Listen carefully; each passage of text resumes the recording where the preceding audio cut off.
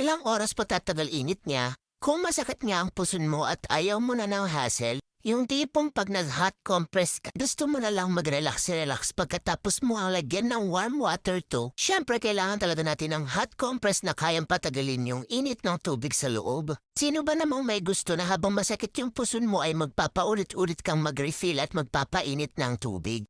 Buti na lang may convenient na hot compress na ganito, the best talaga para sa mga sumasakit ang puson dyan tuwing may dysmenorrhea or may period. At may kasama lang ang plushie na kayang patagalin yung init ng tubig sa loob nitong hot compress na to.